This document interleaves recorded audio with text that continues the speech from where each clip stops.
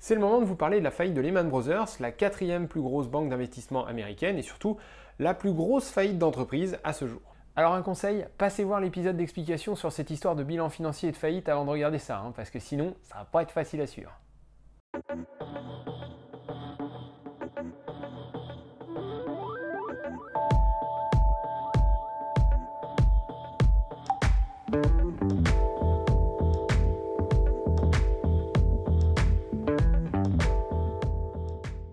Lehman Brothers est une entreprise créée en 1850 par les frères Lehman. Ils ont commencé leur carrière à la tête d'un genre d'épicerie en Alabama pour finir à New York dans le business de l'échange du coton, du café et des produits financiers en 1887. Ah bah joli grand écart! Pas tant que ça, en fait ils se faisaient payer en coton quand ils tenaient leur épicerie, donc ils ont eu l'idée d'ouvrir une bourse du coton. Une chose en entraînant une autre, ils se sont retrouvés à New York. Lehman Brothers devient une banque d'investissement au début du XXe siècle et aide de nombreux fleurons de l'industrie américaine à se financer en entrant en bourse. Durant toute la période allant de 1900 au début des années 70, Lehman sera dirigé par des banquiers d'investissement et pas par des traders. Tu m'expliques la différence entre les deux là? À l'époque, les activités de la banque sont divisées en deux parties, Investment Banking et Capital Markets. Côté Investment Banking, on conseille les entreprises dans le cadre de la gestion quotidienne de leurs finances, de l'émission d'actions, de l'émission de dettes et de rachat ou de fusion avec d'autres entreprises. Côté Capital Markets, on s'endette pour pouvoir prêter aux entreprises et on fournit un service de liquidité pour les fonds d'investissement via une salle des marchés remplie de traders. Je ne m'étends pas sur ce sujet, on a déjà détaillé tout ça dans cet épisode-là. Lehman Brothers évolue jusque dans les années 70 comme une banque d'investissement qui se concentre essentiellement sur l'activité Investment Banking, donc une activité de conseil aux entreprises, tandis que la branche Capital Markets est dominée par le financement des entreprises. Tout cela nécessite la mise en place de relations de confiance basées sur le long terme. L'activité consistant à fournir de la liquidité aux fonds d'investissement, bien que nécessaire, reste en retrait parce que les fonds sont peu nombreux et que cette activité est peu concurrentielle. On a donc affaire à une banque d'investissement dont les principaux clients sont des entreprises et pas des fonds d'investissement. Ah, et la stratégie de Lehman a changé dans les années 70. Alors non, il faut bien comprendre que Lehman Brothers n'a jamais été particulièrement différente des autres banques d'investissement. Jusque dans les années 70, le meilleur moyen de gagner de l'argent sur ce secteur d'activité, c'est de se concentrer sur la relation client avec les entreprises. Mais au fur et à mesure que les marchés financiers se développent, eh bien les choses changent. D'abord, les entreprises en grossissant mettent en place leur propre département financier. Plus besoin de conseils au quotidien. Ensuite, le développement des ordinateurs et des systèmes d'information permet de renforcer la concurrence entre les banques. Fini les relations de long terme. Pour être compétitif et remporter les appels d'offres, il faut désormais innover. Or, l'innovation passe par les traders et les nouveaux types de produits financiers qu'ils sont capables de créer. Enfin, les fonds d'investissement prennent de l'importance tant en nombre qu'en taille, ce qui renforce l'activité des traders au sein de Capital Markets et rend leur travail particulièrement concurrentiel. On passe petit à petit d'un monde de banquiers d'investissement misant sur des relations de long terme avec les entreprises à un monde de traders très concurrentiel, davantage focalisé sur les fonds d'investissement. Et encore une fois, il s'agit d'une évolution globale liée à la manière dont le système financier s'est développé. Donc jusqu'en 1970, les banquiers d'investissement dominent, et après ça, c'est les traders qui gèrent la boutique. La transition est lente et dure plusieurs dizaines d'années, mais oui, les luttes de pouvoir ont commencé dans les années 70. Le premier trader à diriger la banque s'appelle Lewis Glucksmann, et il reste en poste que quelques mois en 1983. En 1984, les propriétaires de Lehman Brothers vendent la banque à American Express, et celle-ci va en rester propriétaire pendant 10 ans et essayer notamment de développer différentes activités liées aux obligations pourries. On en a déjà parlé dans cet épisode-là. Puis, en 1994, American Express décide de se débarrasser de ses activités de marché et vend les actions de Lehman Brothers en bourse, ce qui correspond à l'introduction en bourse de Lehman Brothers. Oula, ça je suis pas sûr de comprendre. Mais si, regarde, la banque passe de « mon propriétaire est une entreprise unique qui détient toutes mes actions » à « mes propriétaires sont n'importe quel fonds d'investissement, particulier ou entreprise, qui s'échange mes actions en bourse ». Donc en fait, ça change rien. Ça change dans le sens où Lehman Brothers devient une entreprise cotée en bourse, avec toutes les obligations de contrôle de la part du régulateur, bilan financier rendu public, transparence de l'information, etc. Mais sinon, non, Lehman continue d'exister comme avant. Avec cette introduction en bourse, l'entreprise est désormais dirigée par Richard S. Fuld, alias Dick Fuld, un ancien trader, protégé de Glucksmann, qui a fait toute sa carrière chez Lehman. Alors que la banque débute en bourse et que beaucoup n'en attendent pas grand-chose, c'est Dick Fuld qui va développer l'activité et hisser la banque à un niveau jamais égalé. En un peu moins de 15 ans, la valeur de Lehman Brothers sera multipliée par 22 et sa croissance dépassera même celle de la maman de toutes les banques d'investissement, Goldman Sachs. Cela dit, c'est également Fuld qui mènera Lehman à sa perte en septembre 2008. On tient le coupable. Pour bien comprendre pourquoi Lehman Brothers a fait faillite, il faut revenir sur les activités que la banque pratique. On a déjà parlé des divisions Capital Markets et Investment Banking. Il faut en rajouter une troisième qui s'est développée dans les années 80, Investment Management, qui consiste à racheter des fonds d'investissement. On en voit un exemple dans The Big Short quand on apprend que Mark Baum est à la tête d'un fonds dont le propriétaire est Morgan Stanley, la deuxième banque d'investissement américaine. Maintenant, il faut s'intéresser à la manière dont ces activités ont évolué. Voici un graphe qui te montre les revenus de Lehman Brothers par division. Qu'est-ce que tu en dis? Eh bien clairement, en majorité, la croissance de la boîte s'est faite via Capital Markets. Exact. Et maintenant, laisse-moi te montrer un autre graphe qui retrace l'évolution de la taille du bilan de la banque. Autrement dit, pour chaque année, on calcule la valeur des actifs détenus par Lehman. Qu'est-ce que tu peux tirer de ça? Eh ben là, j'en sais rien, les marchés financiers n'arrêtent pas de monter? Non, Lehman utilise des techniques de hedge pour son risque. Rappelle-toi, la banque a très peu de capital. Elle ne peut pas se permettre de parier sur la simple hausse des marchés parce que si jamais elle a tort, elle fera faillite en quelques instants. Elle doit constamment avoir des actifs dont la valeur bouge en sens inverse. En plus, entre 1997 et 2007, le bilan de Lehman a été multiplié par 4,6, soit une moyenne de 18% de croissance tous les ans. Les marchés financiers ne grimpent pas aussi vite. Ok, alors la seule autre explication que je vois, Lehman s'est mis à acheter plein de produits financiers pendant 10 ans. Parfait. Et maintenant, est-ce que tu peux me dire pourquoi une telle voracité? Pourquoi acheter toujours plus d'actifs financiers? Ah bah alors là, aucune idée. À cause du développement de l'activité Capital Markets. Ouais, est-ce que tu pourrais être un chouïa plus explicite? Reprenons. Investment Banking est une activité de conseil. Pour conseiller des entreprises, tout ce dont tu as besoin, c'est d'une bonne équipe de banquiers. Tu leur donnes un téléphone et un ordinateur et ils sont partis. Le coût de financement initial est faible et même si les salaires sont importants, ton équipe va rapporter de l'argent très rapidement via les commissions que les entreprises vont payer. Donc, si tu veux développer cette activité, ça ne te coûtera pas grand-chose. C'est presque pareil pour l'activité Investment Management. Le problème ici, c'est qu'il faut commencer par acheter un fonds, ce qui peut coûter cher. Mais ensuite, le fonds collecte de l'argent de l'épargne, l'investit, prend une commission au passage, ce qui génère des profits. Pour développer cette activité, il te suffit d'embaucher une bonne équipe de commerciaux, de leur donner un téléphone et un ordinateur, et ils se chargeront de convaincre de nouveaux épargnants de confier leur argent à ton fonds d'investissement, ce qui mécaniquement augmentera le montant des commissions, donc les profits. Ici encore, à moins de développer l'activité en achetant toujours de nouveaux fonds, il n'y a a priori pas besoin d'un énorme financement pour faire de la croissance. En revanche, Capital Markets, c'est une autre histoire. Pour financer des entreprises, il faut d'abord trouver de l'argent. Donc soit s'endetter, soit demander du capital à ses actionnaires. Pour développer cette activité et donc prêter à toujours plus d'entreprises, il faut trouver toujours plus d'argent. Ici, il y a une notion de financement qui est centrale. Pour les traders, c'est pareil. Les market makers sont des genres de grossistes ou concessionnaires. Pour pouvoir travailler, il leur faut du stock, des produits financiers à vendre et du cash pour pouvoir acheter. Développer l'activité nécessite d'embaucher de nouveaux traders et donc de financer la constitution de leur stock. Ici encore, pas de croissance sans un énorme financement. T'es en train de me dire quoi là? Le bilan de Lehman qui fait x5 en 10 ans, c'est la banque qui accumule des stocks pour ses traders? Tout à fait.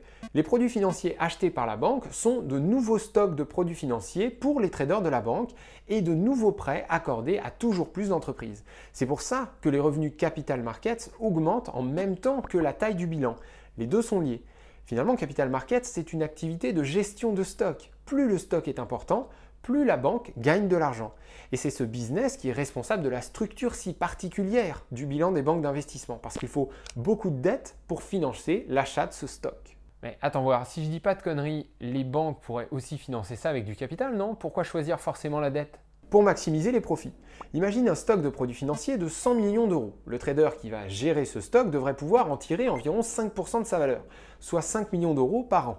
Si je finance mes 100 millions d'euros avec du capital, mon rendement, c'est 5%. En revanche, si je finance 3% du stock avec du capital et 97% avec de la dette, tu vas voir que je vais booster mon rendement. Bah non, parce que tu vas payer des intérêts maintenant. Faisons le calcul. Je me finance pour, disons, 2%. Donc, intérêt à payer, 2% de 97 millions, ça fait 1,94 million d'euros. Mon résultat final, c'est donc un profit de 3,06 millions d'euros, à comparer aux 3 millions de capital investi. Je viens de multiplier par un peu plus de 2 la mise de mes actionnaires. C'est quand même beaucoup mieux que le x 0,05 de tout à l'heure. Ah mais oui, mais non, mais ça c'est l'effet de levier, on a déjà parlé de ça.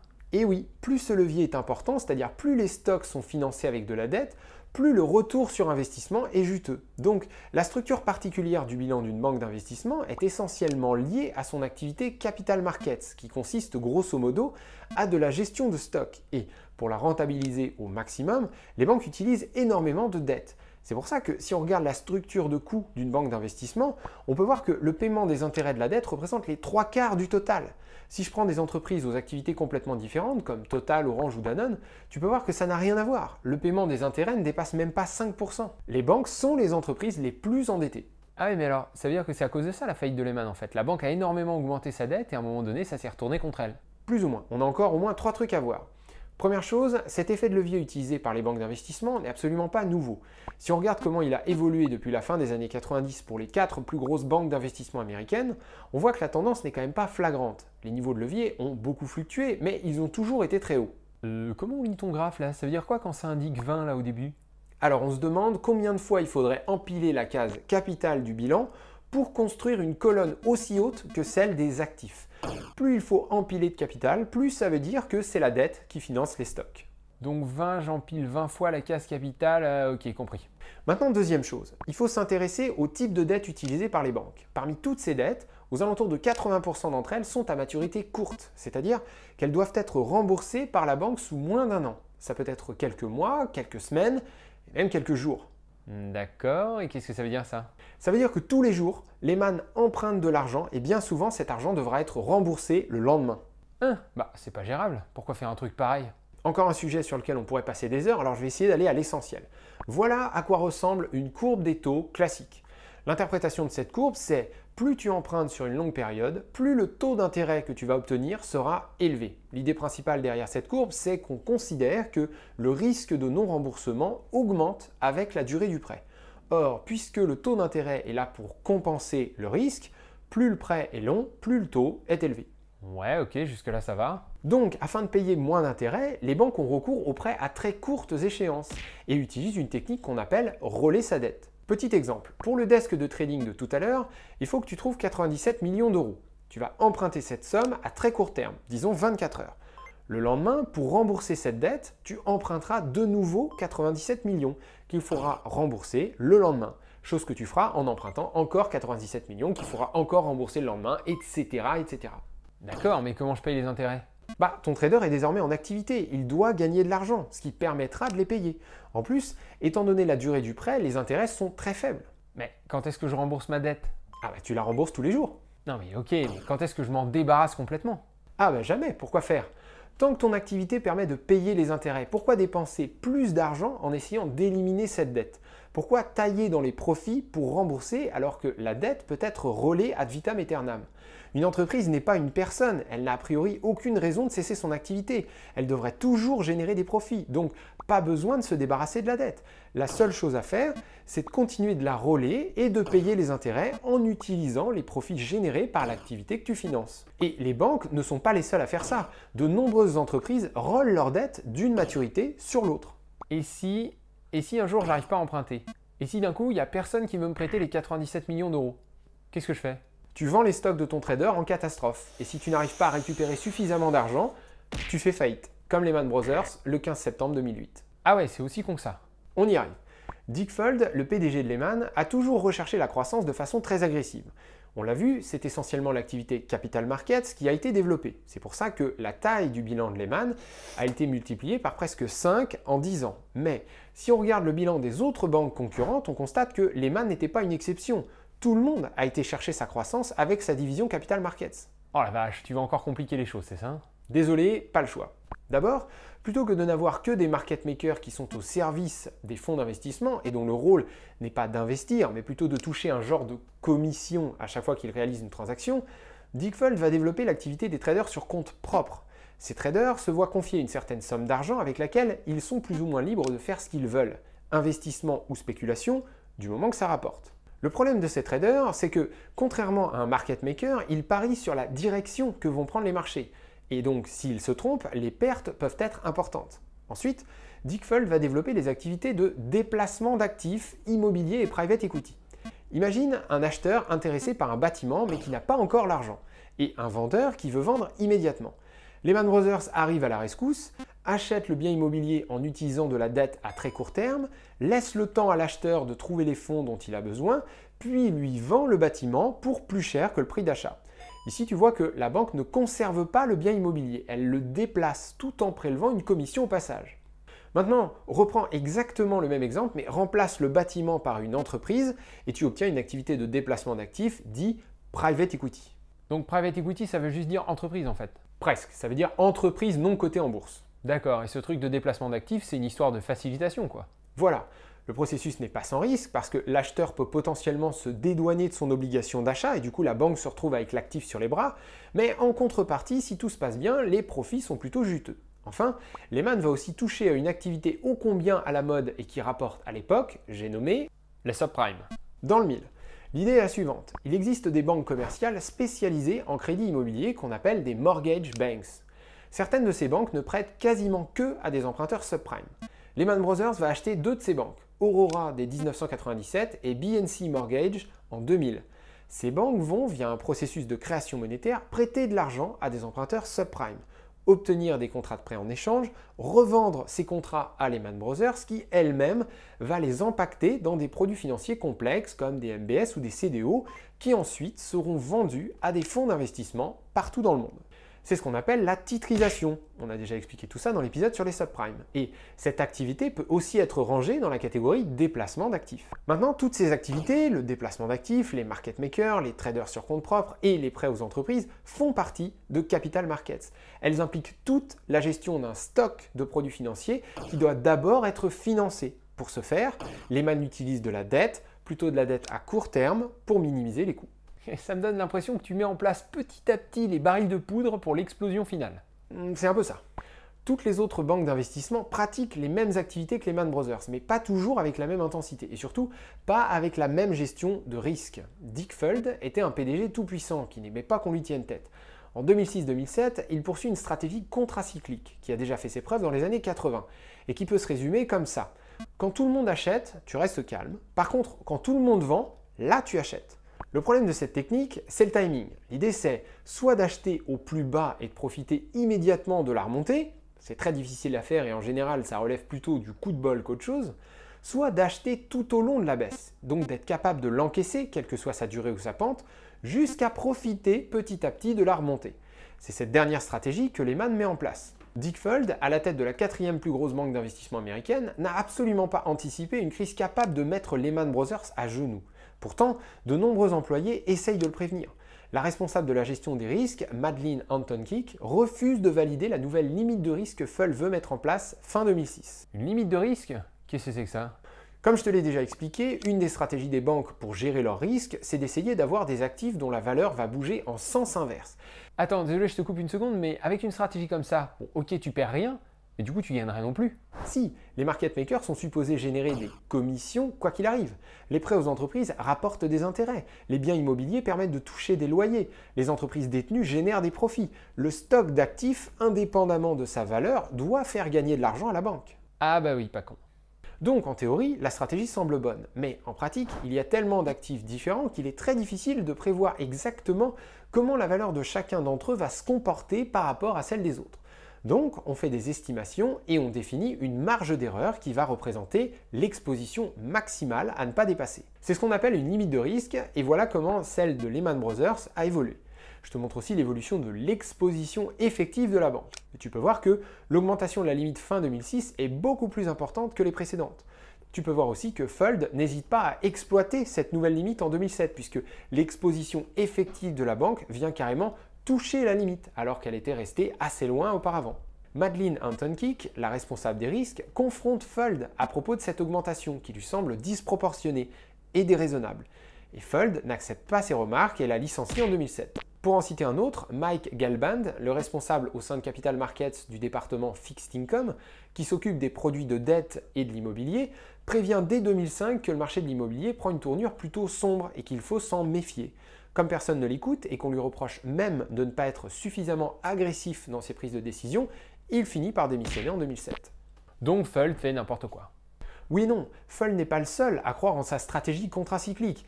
Il y a tout un conseil d'administration au-dessus de lui et de nombreuses personnes en dessous qui sont d'accord avec sa vision. Cela dit, c'est clair que c'est lui le patron et il n'anticipe pas du tout la catastrophe. Et alors, si on reprend ton graphe des risques là, concrètement, ça veut dire quoi cette exposition de la banque qui augmente en 2006-2007? Comme on l'a expliqué, Lehman a pour habitude de déplacer des actifs immobiliers, private equity et subprime en prenant une commission au passage. Cela dit, à partir de mi-2006, les opportunités commencent à se réduire. Par exemple, la banque ne trouve plus preneur pour tous les produits subprime qu'elle fabrique. De la même manière, certaines transactions immobilières ou impliquant l'achat d'entreprises sont à portée de main, mais il n'y a pas d'acheteur pour les lui reprendre derrière. C'est à ce moment-là que Dick Fuld met concrètement en place sa stratégie contracyclique. Il pense que derrière chaque transaction sans acheteur, il y a en réalité une opportunité pour la banque. Donc, puisque les acheteurs sont introuvables, Lehman ne se contentera plus de déplacer des actifs, mais bien de les acheter et de les conserver dans son bilan. On le voit très clairement si on regarde l'évolution de la taille du bilan de Lehman. L'augmentation en 2006-2007 est bien visible. La banque va par exemple acheter la tour Cœur Défense à Paris, au sommet de la bulle en 2007, pour un montant record de 2,1 milliards d'euros. Tous ces achats se font presque sans hedge, c'est-à-dire sans avoir d'autres actifs dont la valeur bouge en sens inverse. Et donc, le risque encouru par la banque en cas de retournement des marchés, ce qu'on appelle l'exposition, augmente. Et pourquoi il n'y a plus d'acheteurs? Parce que le prix de l'immobilier résidentiel aux États-Unis commence à chuter dès mai 2006, et ça s'accélère quelques mois plus tard. La crise des subprimes fait ses premières victimes. New Century et American Home Mortgage, deux banques spécialisées dans les prêts subprime, font faillite en avril et août 2007. En juin de la même année, Bear Stearns, la cinquième banque d'investissement américaine, juste après Lehman, est obligée de porter secours à deux de ses fonds d'investissement qui ont des positions sur des produits subprime. La note s'élève à 3,2 milliards de dollars, ce qui représente 25% du capital de la banque. En août, BNP Paribas ferme deux de ses fonds d'investissement à cause du manque de liquidité sur les marchés subprime. En gros, plus personne n'achète de produits subprime et par conséquent, on ne sait plus combien ils valent. Ah ouais, ça devient chaud là. La situation se dégrade rapidement, mais Lehman met du temps avant de comprendre qu'il ne s'agit pas d'un simple creux dans une dynamique globalement haussière, mais bien d'une crise globale.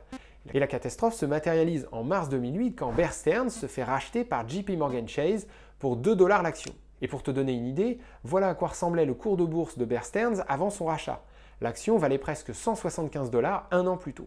Pourquoi cette banque se fait racheter? Parce qu'elle est en situation de faillite. Reprenons un bilan type pour voir ce qui s'est passé. Une grande partie de la dette, au passif des banques, est à très courte échéance. On estime que Bear Stearns avait besoin de plus de 1 milliard de dollars tous les jours pour rembourser ses dettes de la veille. C'est les fameux prêts qui durent 24 heures. C'est ça. Donc, il y a des fonds d'investissement, des banques et même des grandes entreprises qui tous les jours prêtent un total de 1 milliard de dollars à Bear Stearns et s'attendent à se faire rembourser le lendemain. Tous ces investisseurs, avant de prêter, jugent de la santé financière de la banque. Pour ce faire, ils regardent le bilan et se demandent combien valent réellement tous ces actifs. Peut-on être vraiment certain que leur valeur n'est pas inférieure à la somme de toutes les dettes? Peut-on être réellement certain que la banque est solvable? Pourquoi ils devraient en douter? On n'a pas dit dans l'épisode d'avant que les comptes étaient validés par des cabinets d'audit? C'est vrai, ils le sont une fois par an. Et a priori, la dernière fois qu'ils ont été validés, si on considère que les cabinets d'audit sont réellement capables de correctement évaluer la valeur de tous les produits ultra complexes que possèdent les banques, alors oui, il semblerait que tout est OK. Mais qu'en est-il de aujourd'hui? La valeur des actifs a forcément changé depuis le dernier audit. Est-ce qu'on est sûr que la banque est toujours solvable maintenant?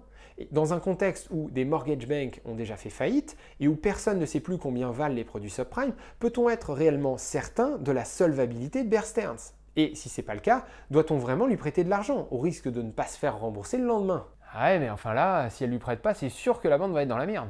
Et voilà le vrai problème. Si les investisseurs ne prêtent plus, la banque a un problème de liquidité. Sa seule solution, c'est la vente d'actifs pour rembourser ses dettes. Or, cette quantité de dette est tellement grande que si les investisseurs prennent la banque par surprise, celle-ci est obligée de vendre très rapidement de très grosses quantités d'actifs, ce qui provoque une panique.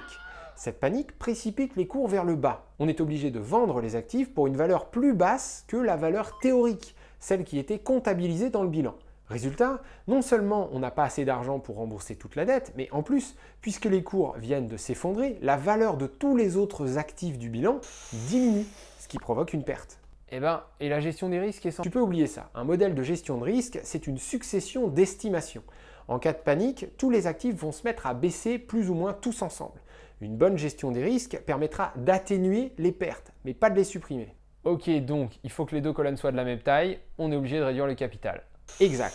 Maintenant, puisqu'il reste encore de la dette à rembourser, on recommence la vente d'actifs. Encore une fois, on précipite les cours vers le bas. Cette fois, on a suffisamment d'argent pour rembourser la dette, mais qu'importe. Les autres actifs ont perdu tellement de valeur qu'on a fini par manger tout le capital. Ici, ce n'est plus un simple problème de liquidité, mais bien une insolvabilité. La banque doit cesser toute activité. Wow, on est parti d'un problème de liquidité, donc a priori un problème pas trop grave, et là on aboutit à une insolvabilité? Oui, les banques d'investissement, à cause de leur technique de financement qui repose essentiellement sur de la dette, et notamment de la dette à très court terme, sont complètement dépendantes de la confiance que les investisseurs accordent dans la solidité de leur bilan. La véritable valeur des actifs d'une banque d'investissement, pour peu que cette notion ait une quelconque réalité, n'a finalement que peu d'importance. Ce qui compte, c'est la perception des investisseurs. S'ils n'y croient plus, alors la banque fait faillite. Mais du coup, c'est une faillite liée à la liquidité ou à la solvabilité? Les deux. La banque a un problème de liquidité parce que les investisseurs estiment qu'elle a un problème de solvabilité. Or, puisque les investisseurs fixent les prix via la loi de l'offre et de la demande, et que les prix déterminent la solvabilité des banques, alors les investisseurs déterminent la solvabilité des banques. C'est un phénomène auto-réalisateur. Donc, parce qu'il y a suffisamment de monde qui pense que Bear Stearns est insolvable, la banque devient effectivement insolvable. Ouais, c'est à peu près ça. Et en quoi se faire racheter par une autre banque résout le problème? Eh bien, une manière de redonner confiance aux investisseurs, c'est de leur dire « Messieurs les investisseurs, Bear Stearns était faible et vous ne lui faisiez plus confiance, mais voilà JP Morgan qui vient la racheter, une banque globale, presque 4 fois plus grosse et avec un bilan financier en béton rempli d'actifs très fiables. Vous n'avez plus de raison de vous inquiéter, vous ne prêtez plus à Bear Stearns, vous prêtez à JP Morgan. » D'accord, c'est juste une histoire de confiance, quoi. Ok. Et quel rapport avec Lehman Brothers? Lehman Brothers, c'est la suite logique. Bear Stearns était la 5e banque d'investissement américaine. Lehman est la 4e. Si Bear s'est fait racheter à 2 $ l'action, alors que le cours était à 80 il y a quelques jours à peine, quelle est la réelle valeur de Lehman Brothers? De plus, le gouvernement américain a été obligé d'aider JP Morgan dans son rachat. La banque ne souhaitait pas acquérir Bear, même pour 2 $ l'action, si 30 milliards d'actifs toxiques subprime dont la valeur était incertaine faisaient partie du deal. Timothy Geithner, le président de la branche new-yorkaise de la Fed, la banque centrale américaine qui supervise Wall Street, a utilisé des fonds publics pour s'approprier ces actifs et faire peser le poids d'une perte potentielle sur les épaules du gouvernement. Résultat, les investisseurs pensent que Bear était une banque complètement pourrie et que sans l'intervention du gouvernement, personne n'en aurait jamais voulu. Du coup, la question se pose. Avec son bilan rempli d'actifs subprime, d'entreprises douteuses et d'immobilier acheté à prix d'or au sommet de la bulle, Lehman Brothers est-elle elle aussi vouée à faire faillite? Et il n'y a rien à faire contre cette perte de confiance des investisseurs? Il n'y a pas moyen, je sais pas moi, de demander aux actionnaires de mettre plus de capital? Si, Dick Fuld a réussi à trouver des investisseurs pour injecter 6 milliards de dollars de capital supplémentaire dans l'entreprise en juin 2008. Cela dit, après de bons résultats au premier trimestre de la même année, 490 millions de dollars, la banque annonce une perte de 2,8 milliards en juin et 3,9 milliards en septembre. Concrètement, les 6 milliards injectés sont déjà partis en fumée. La valeur des actions de Lehman Brothers est en chute libre. Entre mai et juin 2008, elle perd 58% de sa valeur, en passant de 48 à 20 $. Début septembre, l'action ne vaut plus que 5 $. Et ça fait quoi que le prix de l'action chute? Concrètement, rien, sauf pour les employés qui ont des participations dans l'entreprise sous la forme d'actions et qui voient donc leur chèque de fin d'année diminuer à vue d'œil. Mais le vrai problème d'une action qui baisse, c'est que cela traduit d'une perte de confiance de la part des investisseurs. Par effet de contagion, les investisseurs sur le marché actions transmettent leur peur aux investisseurs du marché de la dette, dont Lehman a besoin tous les jours pour rester liquide. Ah bah oui, tout est toujours lié en fait. Mis à part l'augmentation de capital, et puisque pour le moment on n'est pas encore dans une situation de panique, Dick Fuld a l'option de la vente d'actifs. Ça permet à la banque de récupérer du cash et d'éviter les problèmes de liquidité. Mais ce qu'il faut vendre, ce sont nécessairement les actifs qui sont responsables des pertes. Vendre les bons actifs serait du suicide, puisque ça diminuerait les revenus, donc augmenterait les pertes, et donc ferait diminuer le capital, rapprochant ainsi la banque de l'insolvabilité. Le problème, c'est que les mauvais actifs ne se vendent pas, personne n'en veut. De plus, pour l'instant, puisque ces actifs ne s'échangent pas, personne ne sait réellement combien ils valent, ce qui permet à la banque de les valoriser comme elle le souhaite dans son bilan. Si Lehman forçait la vente ne serait-ce que de un de ses actifs toxiques en baissant les prix pour trouver un acheteur, tout le monde constaterait alors la valeur réelle de tous les autres actifs, justifiant ainsi une révision de leur valorisation au bilan de la banque. Cela provoquerait une perte et encore une fois, c'est du capital qui fout le camp, et je commence à comprendre. Donc ici aussi, il y a un problème d'insolvabilité à l'horizon. Donc pour éviter la faillite, il faut de l'argent. Pour avoir de l'argent, il faut vendre des actifs. Quels que soient les actifs que tu vends, tu risques de mettre ta banque en faillite. Dans la famille, je suis dans le caca, je voudrais le papa, s'il vous plaît. La dernière option de Fuld, c'est comme pour Bear Stearns, celle du rachat par une banque plus grosse que Lehman. Des négociations sont entamées avec une banque coréenne, la Korea Development Bank, mais elles n'aboutissent pas. De la même manière, il est un temps question d'une acquisition par Bank of America, la deuxième plus grosse banque globale. Le problème, c'est que Merrill Lynch, la troisième banque d'investissement, est également en train de chercher d'urgence une solution pour éviter la faillite. Et le choix de Bank of America se porte sur cette dernière, car elle semble en meilleure forme que Lehman. Barclays, la plus grosse banque globale anglaise, qui est au moins aussi grosse que ses consoeurs américaines, semble être un temps intéressée par une acquisition de Lehman. Mais plus que les produits subprime, ce sont 30 milliards d'actifs immobiliers et private equity douteux qui posent problème. Barclays, comme à peu près n'importe quel investisseur qui sait lire un bilan financier, sait que Lehman ne valorise pas ses actifs à leur juste valeur. Les prix de l'immobilier résidentiel et commercial sont en chute libre et les entreprises détenues par Lehman sont presque exclusivement des entreprises spécialisées dans l'immobilier.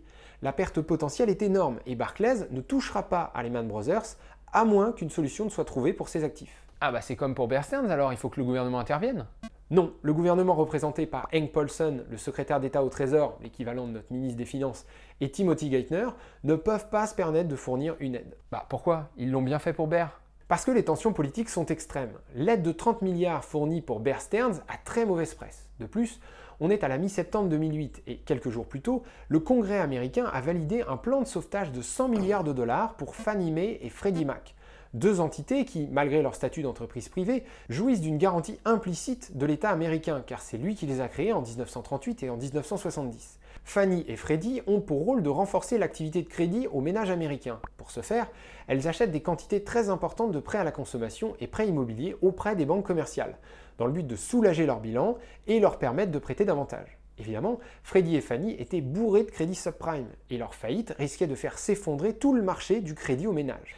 Les négociations de Paulson avec le Congrès américain ont été extrêmement rudes pour sauver ces deux entités, et donc la possibilité d'une nouvelle injection par le gouvernement semble juste impossible. De plus, Barclays est une banque anglaise. Une aide gouvernementale américaine dirigée vers une banque non américaine serait du pire effet. Donc l'aide gouvernementale est exclue, et Paulson et Geithner vont essayer de forcer les PDG des principales banques américaines à trouver une solution privée au problème de Lehman Brothers. Alors attends, les PDG des banques concurrentes de Lehman sont supposés trouver une solution. En quoi ça va les avantager de faire ça? Parce qu'ils savent que par effet de domino, ils sont les prochains sur la liste. Si Lehman tombe, le doute des investisseurs sera reporté sur Morgan Stanley et Goldman Sachs. Et si elle tombe, les banques globales seront les suivantes.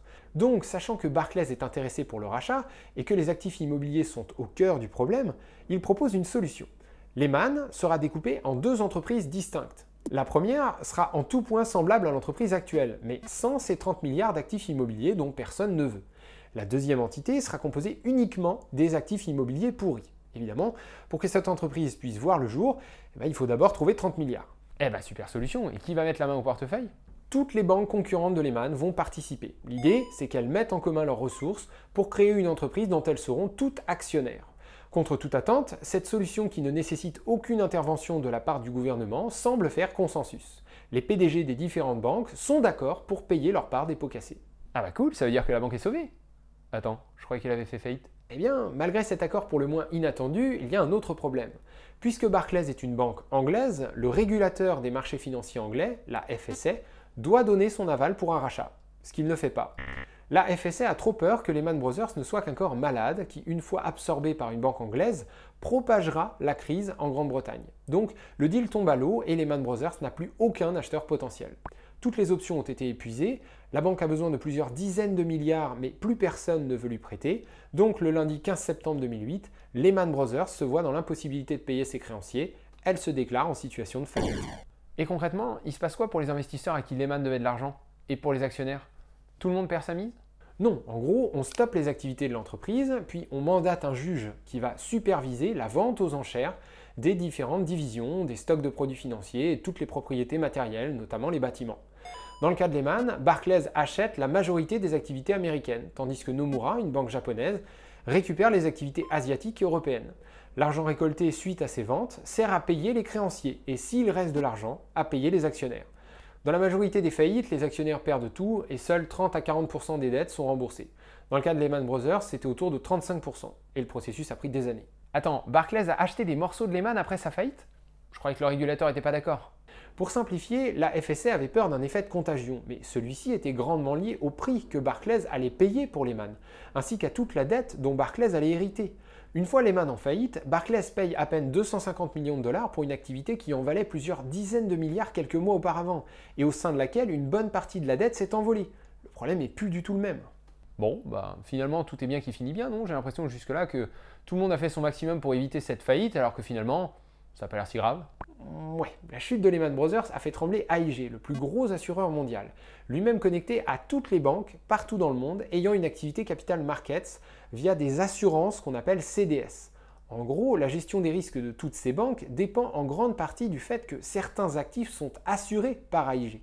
Pour éviter la catastrophe, le gouvernement américain injecte 85 milliards de dollars dans l'entreprise. Et malgré cela, Morgan Stanley, Goldman Sachs, Bank of America, Citigroup, JP Morgan et bien d'autres passent à 2 doigts de la faillite. Et seule l'intervention du gouvernement américain permet d'éviter l'effet domino démarré par la chute de Lehman. Mais alors pourquoi avoir laissé Lehman faire faillite? C'est compliqué, mais pour faire court, parce que personne n'avait anticipé ce qui allait se passer. Lehman a servi d'exemple. Il s'agissait d'une banque trop grosse pour faire faillite, too big to fail.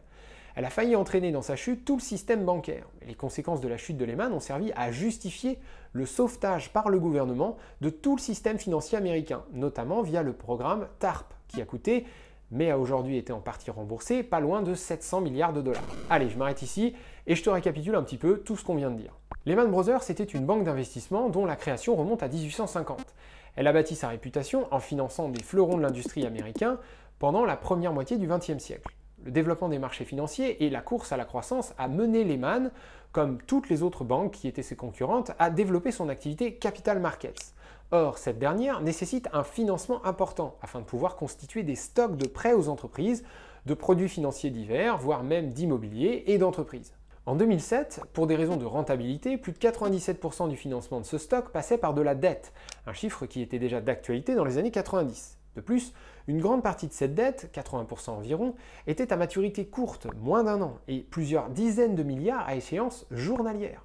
Comme toutes ses concurrentes, Lehman était complètement dépendante d'un financement quotidien par de la dette, fournie par différents investisseurs, des banques, des grandes entreprises et des fonds d'investissement. Ce mélange entre fort effet de levier et financement à court terme rend les banques complètement dépendantes de la confiance des investisseurs. En effet, une banque incapable de rôler sa dette d'une échéance sur l'autre se verrait dans l'obligation de vendre en urgence une grande quantité d'actifs pour rembourser ses créanciers, ce qui provoquerait une panique qui engendrerait une baisse des cours, donc une perte de valeur de tous les actifs de la banque et donc une insolvabilité. Plus les banques sont grosses, plus ce phénomène autoréalisateur s'applique. Pour éviter cela, les banques doivent impérativement posséder des modèles de risque en béton qui, même en cas de baisse des cours, doivent permettre de limiter les pertes afin de conserver intacte la confiance des investisseurs. Or, en 2008, toutes les banques se sont faites surprendre par la crise de l'immobilier et les modèles de risque ont tous failli. Lehman Brothers n'a pas fait exception à la règle, mais elle a aggravé son cas de 2 manières. D'abord en poursuivant une stratégie contracyclique qui l'a menée vers une augmentation très importante de la taille de son bilan en 2006-2007, ce sont les fameux actifs d'abord déplacés puis finalement conservés, mais également en augmentant toujours sa limite de risque, c'est-à-dire en ne cherchant pas à s'assurer contre la perte de valeur de ses actifs. Mi-2008, les options de Lehman pour éviter la faillite étaient déjà très limitées. La vente d'actifs ne pouvait qu'accentuer la perte de confiance des investisseurs, ce qui aurait de toute façon entraîné une faillite. Et les augmentations de capital n'étaient pas à la hauteur. Seule l'option de l'intervention de l'État et ou le rachat par une banque concurrente était envisageable. Cela dit, si les déboires de Bear Stearns qui avaient pris le gouvernement par surprise se sont bien soldés par une aide de 30 milliards et par un rachat de JP Morgan, Lehman Brothers n'a pas eu cette chance. Le gouvernement américain n'avait alors pas anticipé les conséquences d'une faillite, et le récent sauvetage de Fannie Mae et Freddie Mac rendait une autre intervention politiquement inacceptable. Bank of America, un temps candidat pour un rachat, a finalement décidé de se tourner vers Merrill Lynch, le domino positionné juste après Lehman. Barclays, après avoir obtenu de ses concurrentes américaines un accord de principe pour une aide de 30 milliards, était prête à signer le document, mais elle a été stoppée dans sa lancée par le régulateur anglais qui craignait un effet de contagion. Finalement, à court de liquidité, incapable de payer ses créanciers et incapable de vendre ses actifs sans provoquer une insolvabilité, Lehman Brothers a déposé le bilan le 15 septembre 2008. Sa chute a entraîné le plus grand plan de sauvetage jamais mis sur pied par le gouvernement américain, un programme de rachat d'actifs toxiques de 450 milliards et une recapitalisation des banques à hauteur de 245 milliards de dollars. Merci d'avoir regardé cet épisode, j'espère qu'il vous a plu. Le cas de la faillite de Lehman Brothers est, comme vous vous en doutez, extrêmement complexe. J'ai fait de mon mieux pour rendre les choses les plus claires possibles, mais j'ai été obligé de simplifier pas mal de trucs. Notamment, j'ai pas expliqué ou j'ai pas parlé du repo, j'ai pas parlé de la notion de collatéral, j'ai pas parlé de l'activité de brokerage pratiquée par les banques non plus, mais ça rajoutait de la complexité sans pour autant transformer le récit, donc j'ai préféré éviter. Je me suis servi de pas mal de sources différentes, dont les deux principales sont une étude de cas de Yale et le livre Too Big to Fail de Andrew Ross Sorkin, que je vous conseille grandement, il est vraiment super intéressant. Le film est bien aussi, mais il y a quand même plus de choses dans le bouquin. Vous allez retrouver toutes les infos de toute façon dans la description. Comme toujours, n'hésitez pas à liker, partager, commenter, abonnez-vous. La cloche est également importante si vous voulez recevoir une notification quand je posterai la prochaine vidéo. Si les t-shirts de l'épisode vous plaisent, sachez que c'est le site Tostadora qui me les envoie, les liens sont dans la description. J'embrasse évidemment tous les tipeurs qui continuent de me soutenir financièrement pour que je puisse manger entre deux vidéos. Tous les mois ça augmente un petit peu, on va bientôt peut-être passer la barre des 1000 €, ce qui me permettrait de ne plus perdre d'argent et ça c'est quand même plutôt hyper cool. Merci à tous et à bientôt pour un prochain épisode.